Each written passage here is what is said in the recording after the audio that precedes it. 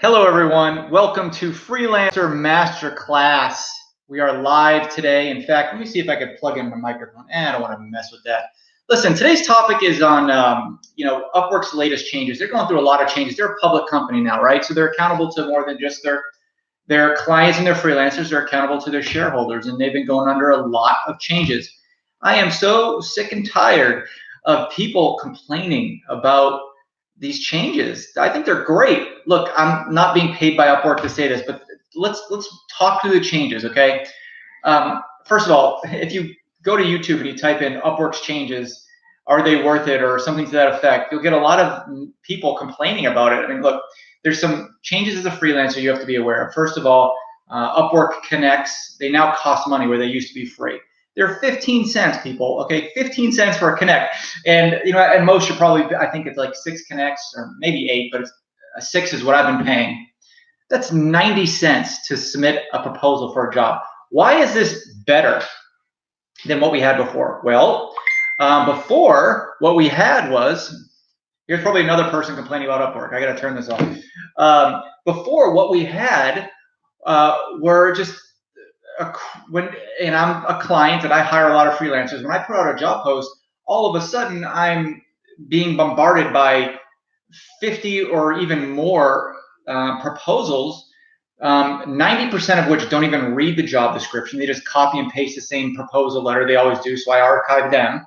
And the other ones are from countries which I didn't even specify that meet my criteria, or certain hours that don't meet my criteria, or whatever the case. So I, as a client, had to weed through all that garbage just to get down to the ones that I care the most about and I wanted to read.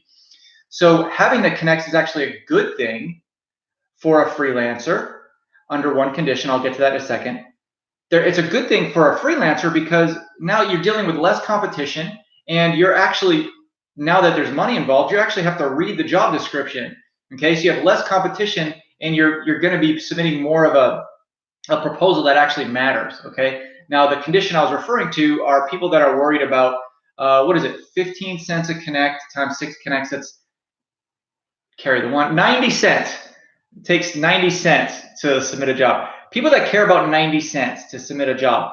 So those are the people that freelancers, I mean, you're not going to get the job anyway if you're worried about 90 cents. Okay, I don't care what country you're in. If you care about 90 cents in US dollars, then there's an issue with the way that you conduct your freelancing business. And yes, your freelancers are a business. Your freelancing is a business, I mean. Let's also talk about the conversion rate. So let's say you spend 6 connects at 15 cents a connect, 90 cents, okay?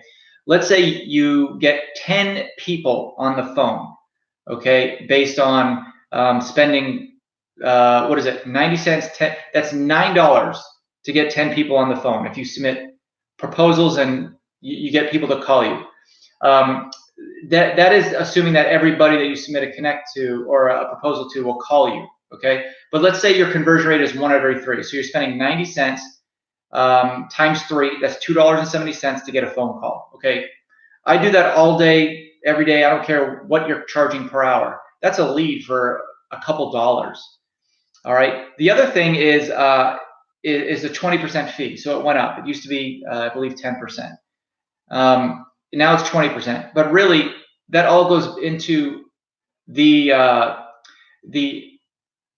cost of business, I guess is the best way to say it. Think about a credit card, right? When you take in a client and you charge them a credit card fee, 2.9% is a standard fee for credit card, plus a few pennies for a transaction.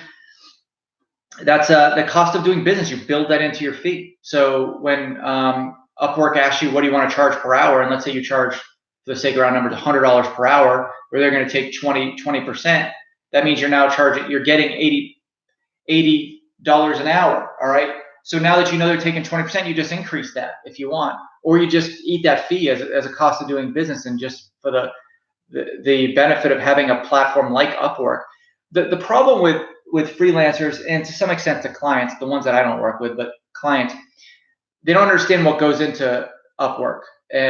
Creating a site, a company like Upwork. Okay, I've been to the Upwork offices. I've been there. I've seen there's a sea of cubicles and offices of people working customer service.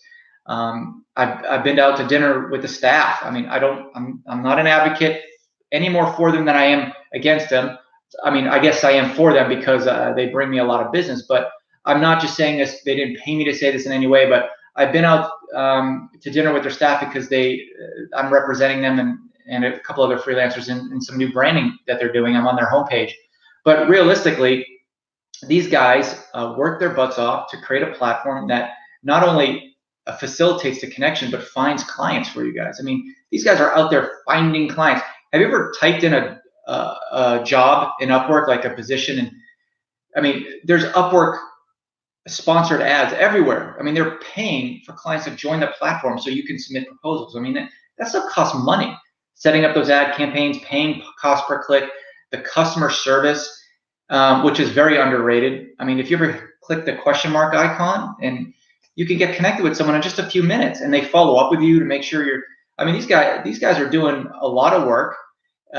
They're very friendly. I found I've had some instances with Upwork support that weren't favorable to me, but I could understand their reason for doing so. One of my sites got hacked, and it was because of a freelancer that did it, and they didn't take it down. They didn't take the freelancer down, and I gave them as much proof as I could, and they still didn't take the freelancer's still up there doing work. But I mean, they have to legally make some decisions for legal reasons. Okay, let's just leave it at that. But I mean, it's to have millions of people on a platform and to have customer service at your fingertips like that is not an easy feat. I mean, all this stuff costs money. That's where the 20% goes to, the cost of creating that platform for you guys. And maybe this is because I've built and sold for businesses. I know what it takes to create platforms. I've built a two-sided marketplace and sold it.